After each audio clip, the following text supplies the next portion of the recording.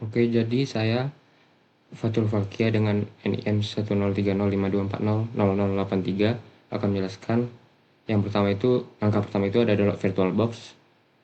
Yang pertama VirtualBox instalasinya ada di web resminya virtualbox.org. Kemudian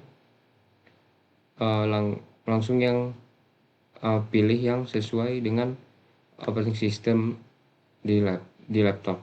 Karena saya memakai Windows, maka saya akan mendownload yang Windows. Nah, kemudian setelah download, langsung mulai instalasinya.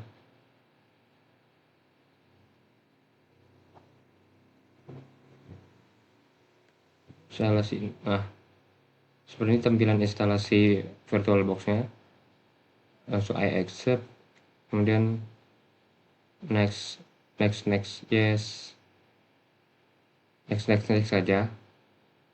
Kemudian tunggu hingga instalasinya selesai. Saya skip ya yang sampai selesainya. Nah, langsung kalau mau nyoba langsung run start VirtualBox-nya. Nah, kemudian yang di sini bikin virtual machine yang baru. Sebentar. Langsung new, nama VM-nya. Di sini saya berikan namanya tugas SysOp.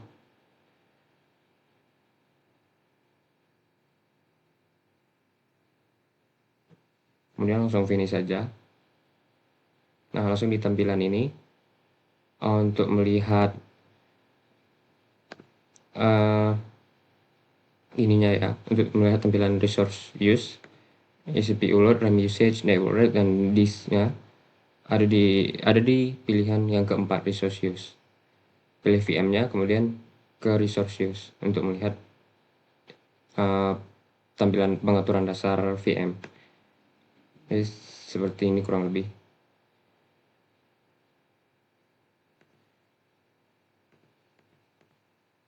Nah, kemudian yang bagian install Ubuntu itu di poin saya juga. Nah, sebelum kita mulai dari VirtualBox, kita harus ada ISO Ubuntu. Yang saya ini ya versi 24.04 sesuai instruksi di tugas. Nah, saya downloadnya dari web Ubuntu-nya. Nah, setelah di-download ada file ISO-nya. Nah, sebelum install Ubuntu, kalian ISO tadi itu ditaruh di VM yang dibuat seperti ini. Nah, masukkan nama VM, kemudian di ISO image ya, di ISO image klik yang tanda panah ke bawah, terus other, terus buka file yang tadi, pilih ISO yang kalian download tadi di web ya, yang Ubuntu ini. Setelah di open, langsung isi aja ininya, kemudian langsung finish. Seperti itu cara taruh ISO di VM. Nah, pada saat ISO sudah ditaruh di VM, kemudian ada tampilan seperti ini, try or install Ubuntu atau Ubuntu yang save graphic. Saya pilih yang pertama.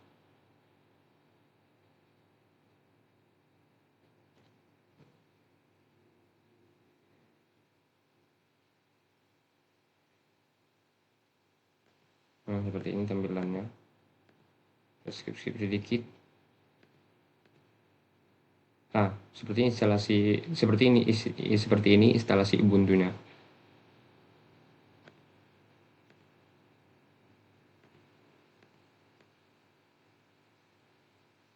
Nah, sini ya. Nah, di sini kita pilih bahasa. Kemudian ini langsung baik saja, aksesibilitas bisa disetting. Kemudian keyboard, internet. Ini skip aja, nih install Ubuntu. Kemudian interaktif is level default selection. Kemudian ini saya centang yang keduanya.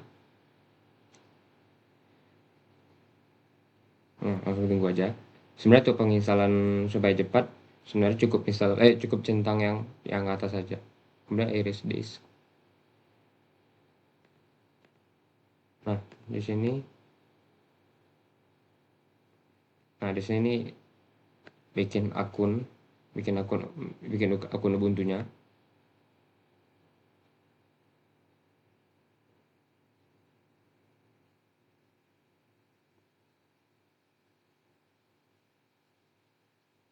Kemudian langsung next saja. Nah, pilih time zona waktu, kemudian langsung install. Nah, ini pada saat instalasinya. Ini lumayan lama, jadi saya skip pada saat sudah selesai aja. Kurang lebih seperti ini instalasinya. Lumayan lama ya. Nah, kemudian pada saat proses instalasi sudah selesai, akan keluar seperti ini. Langsung restart now aja. Nah, dia akan restart VirtualBox-nya. Kemudian disuruh press enter ya. Kemudian langsung keluar kode-kode Ubuntu. Nah, langsung di sini kita pakai akun yang kita bikin tadi. Nah, kurang lebih seperti ini. Nah, pada saat udah login ke akun Ubuntu-nya tadi yang sudah dibikin, ya akan keluar tampilan seperti ini. Versi 24.04. Next, langsung skip. Nah, ini sudah masuk ke tampilan Ubuntu-nya. Oke. Sekian dari poin 1, poin 2. Terima kasih. Oke, pada part kali ini kita akan membahas tentang manajemen user, group, dan hak akses di operasi Linux. Nah, di operasi Linux itu sendiri keamanannya tuh sangat ketat. Nah, jadi tuh nanti tuh skemanya tuh kita di sini bakal ngebuat sebuah grup. Nah, di dalam grup itu tuh ada isinya tuh ada dua user, kayak misalnya user 1 terus user 2 gitu. Nah, nanti tuh kita ngebuktiin nih, kayak kan tadi kan dibilang Linux tuh keamanannya sangat ketat. Nah, jadi tuh kayak mereka walaupun di folder yang sama, apakah mereka bisa membaca informasi satu sama lain atau enggak. Nah, nanti kita bakal ngelakuin pembuktiannya di percobaan kali ini. Nah, caranya adalah yang pertama, ketika kalian sudah memasuki desktop Ubuntu, kalian klik activities, kemudian kalian ketik di kolom pencarian itu terminal, kemudian klik, terus langkah pertama yaitu kita akan membuat sebuah grup baru. Caranya yaitu adalah kita ketik sudo spasi group path spasi new underscore group, kemudian kalian masukkan password Ubuntu-nya, kemudian kalian ketik sudo dulu. Di sini kita bakal ngebuat informasi-informasi tentang si akun-akun tersebut, kayak user 1, user 2, apa aja itu ya. Caranya itu kalian ketik sudo spasi add user spasi new underscore user 1. Di sini kita bakal suruh ngisi beberapa informasi. Setelah kita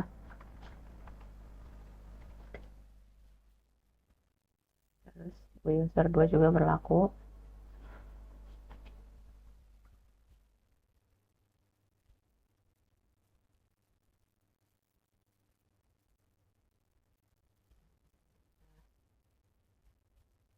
Nah, kalau udah diisi semua tentang informasi untuk si akun-akun tersebut, itu kita langkah selanjutnya yaitu memasukkan informasi-informasi ini ke dalam grup yang tadi kita buat. Nah, caranya yaitu kita ketik sudo spasi user mode spasi strip a g capital spasi new underscore group spasi new underscore user 1. User 2 juga sama ya guys. Setelah kalian memasukkan informasi-informasi tentang user 1 dan user 2 ke dalam grup tersebut, Langkah selanjutnya yaitu kita akan mengamankan direktori agar tidak bisa dilihat gitu loh informasinya sama user yang lain. Caranya yaitu kita ketik sudo spasi chmod spasi 700 spasi slice home slice new underscore user 1. Berlaku juga untuk user 2. Nah, kalau sudah mengamankan direktori, sekarang kita lakukan pembuktian. Apakah ketika kita login ke akun user 1 kita bisa ngintip si user 2? Caranya yaitu kita ketik su spasi strip spasi new underscore user 1. Kemudian kita masukkan password yang tadi kita buat. Nah, ini kita udah login kan. Nah, caranya untuk apa ya, ngelihat informasi tentang si user 2 nih itu gimana caranya, yaitu kita ketik cd spasi home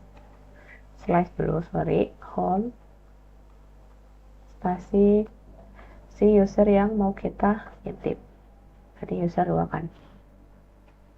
Nah, di sini tertulis permission denied. Berarti kita tuh tidak bisa melihat informasi si user 2. Nah, apakah berlaku juga ketika misalnya kita login ke akun user 2, kita lakukan pembuktian lagi. Ini kita exit dulu. Terus kita login ke user 2. Maaf, ini agak ada nge-lag. Kemudian kita masukkan passwordnya. Sama caranya, yaitu kita ketik cd slice home slice new underscore user 1. Nah, terbukti ya guys. Jadi di operasi Linux Ubuntu ini memang terbukti keamanannya itu sangat ketat. Oke, pada part kali ini kita akan melakukan percobaan penggunaan snapshot dan restore. Nah, tujuan dari percobaan ini yaitu ketika misalnya di si Ubuntu ini tuh terjadi kayak ada file yang rusak atau apalah gitu, kita nggak sengaja ngotak-ngatik terus kayak ada file yang penting hilang gitu. Nah, nanti tuh kita bisa kayak nge-restore si Ubuntu itu tuh kembali ke sedia kala gitu. Tapi ada syaratnya. Yang pertama tuh kalian sebelum melakukan apapun tuh kayak kalian tuh harus nyimpen kayak di bagian snapshotnya tuh kayak adalah misalnya dicontoh kayak kondisi aman misalnya gitu. Nah, nanti kalian tinggal um, tinggal nge-restore gitu. Nah, di sini kan kayak biasa kan. Nah, kalian yang pertama tuh masuk ke VM-nya. Terus kalian klik yang ini. Terus kalian yang pilih yang snapshot. Terus kalian pilih opsi take. Kemudian di sini kalian ketik aja misal kondisi aman. Nah, kalau udah, ini kita tinggal tunggu dulu. Nah, udah ada kan ini. Kemudian abis itu kita di sini misal kita close dulu misalnya. Kita close dulu Ubuntu-nya.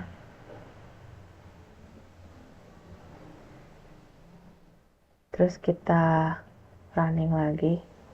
Kalau udah di running lagi, itu misalnya di sini kita ngelakuin penghapusan file-file penting. Misalnya aku pilih opsi file di sini di pojok kiri. Nah, di home ini kan banyak file-file penting ya. Nah, misal aku nge-delete semua, Ctrl A. Terus aku delete. Terus aku pilih yang trash. Terus aku delete semua. nih kayak gini. Nah otomatis kan jadi file si dokumen-dokumen yang tadi tuh yang penting-penting tuh hilang secara permanen kan. Nah caranya untuk mengembalikan itu ke sedia kala itu kita tutup lagi si Ubuntu-nya. Kemudian kita pilih yang ini, snapshots. Kemudian kalian klik yang kondisi aman. Nah, di sini kan ada opsi restore nih. Kita pencet aja. Kita nge-restore. Terus habis itu kita tinggal start. Tungguin aja. Nah, di sini dia lagi kembaliin ke kondisi awal gitu. Yang udah kita simpen pas awal gitu. Nah, kita tunggu aja. Nah, kalau udah di restore kan kayak biasa ya tampilannya. Coba kita cek di pojok kiri atas sudah adakah. Nah, tada, ada lagi kan guys. Jadi kayak gitu kurang lebih. Terima kasih. Linux di 22. Saya menginstal Linux 22.0 karena lebih mudah dan juga lebih tidak memakan ruang di dalam uh, perangkat saya. Dan saya akan mengucapkan yang baik untuk di sini. Saya akan menjelaskan tentang network, NAT, dan juga bridge partner.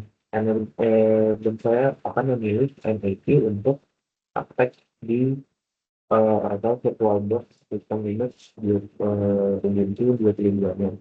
Untuk NAT sendiri, itu fungsinya yang paling penting itu menghubungkan VM ke internet laptop saya dengan cara istilahnya seperti meminjam alamat IP dari si PC saya atau di komputer saya, prosesnya.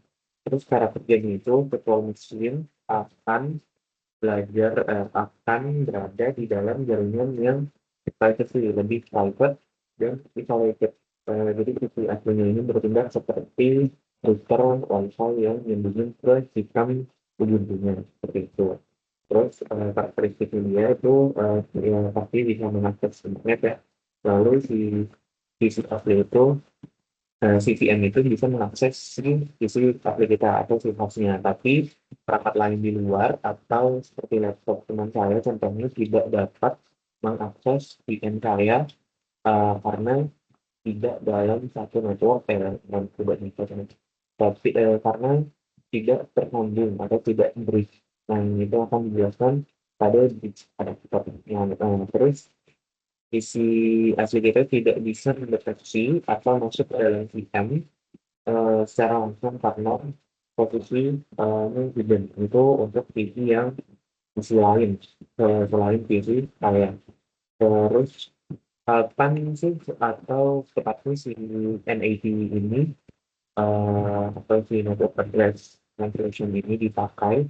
Nah, cocoknya ini tuh digunakan untuk browsing, ambil data, atau sekedar memakai si VM-nya tanpa ada campur tangan user di luar laptop kita atau host kita seperti itu. Terus kalau mungkin itu ya untuk di ujungnya.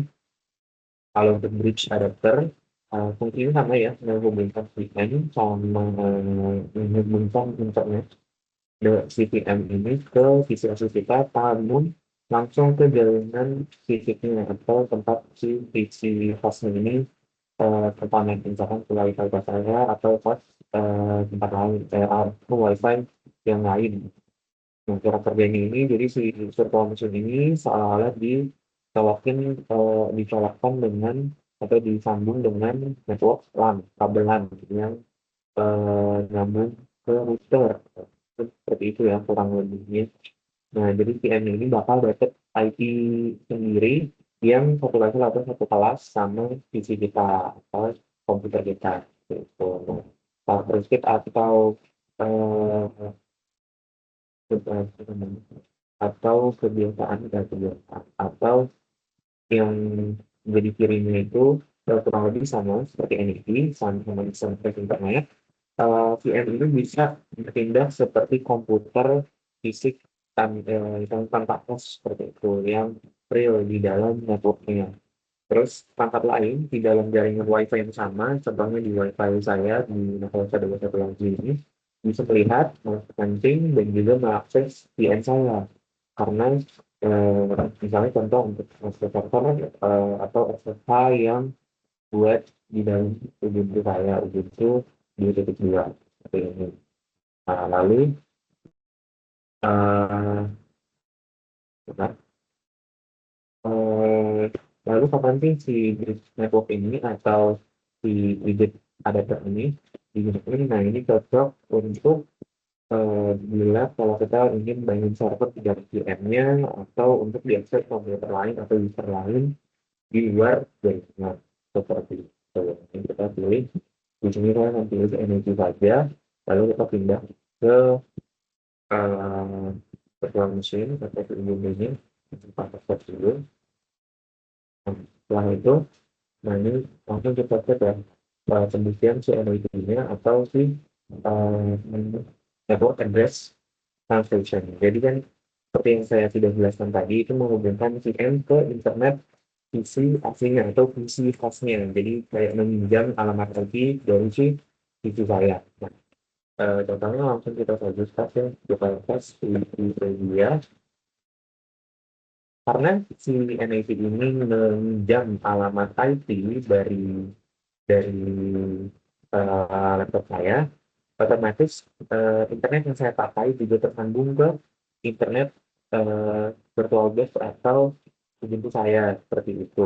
Ini langsung kita lihat aja lah, dia langsung muncul Wikipedia, contoh Wikipedia bahasa Indonesia, atau dengan aplikasi lain, contohnya YouTube. Nah, ini kita langsung masuk aja. Nah, otomatis tersambung ya, dan berhasil tanpa lag dan semacamnya. Namun kalau untuk itu sendiri, saya cek untuk misalkan search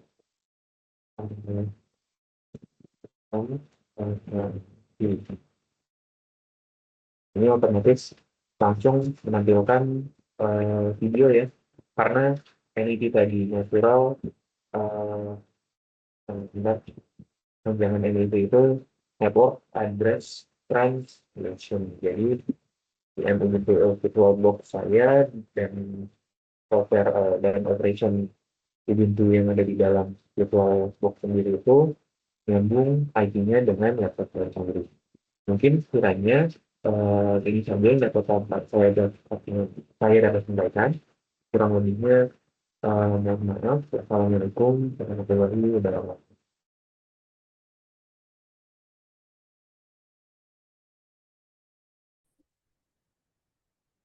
Oke, saya Hasna, saya akan melakukan poin 6 yaitu firewall dan pengaktifan akses.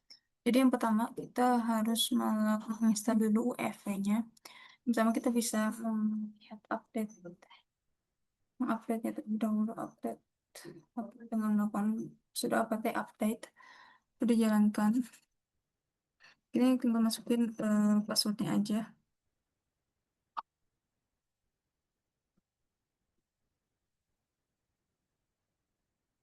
Install UEFI, install UEFI.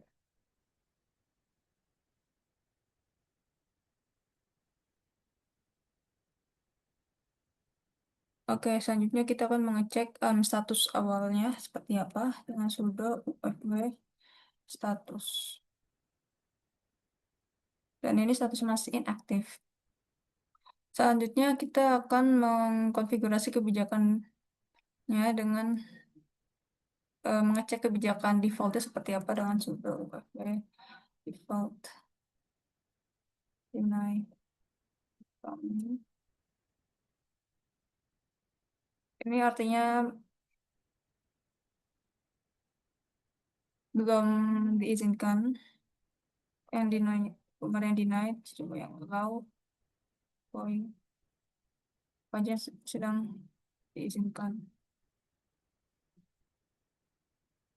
Lalu kita membuat aturan untuk mengizinkan SSH port 22 dengan menjalankan sudo UFW allow 22 TCP.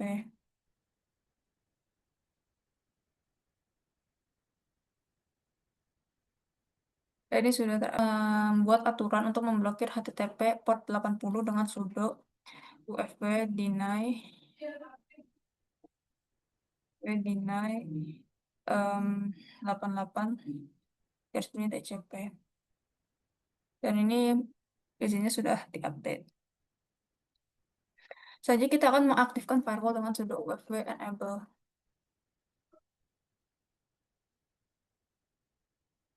Dan firewall sudah diaktifkan.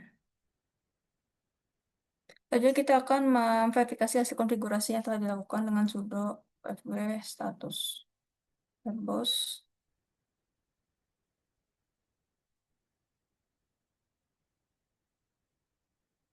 Ini akan bisa dilihat bahwa port 22 itu sudah diizinkan dan port 88 sudah diblokir. Jadi firewall, jadi seberapa penting firewall untuk keamanan pada virtual. Jadi pertama itu untuk memperkecil attack surface, yaitu memastikan hanya layanan service saja, service yang sah yang dapat diakses dari luar, sehingga meminimalisir risiko eksploitasi port oleh pihak yang tidak bertanggung jawab. Selanjutnya yang kedua adalah penerapan principle of least privilege. Jadi itu hanya memberikan hak akses jaringan seminimal mungkin. Jadi port yang tidak digunakan seperti port 80 HTTP jika VM bukan sebab seperti port 80 HTTP wajib tutup demi keamanan sistem. Sekian dari presentasi kami. Ya.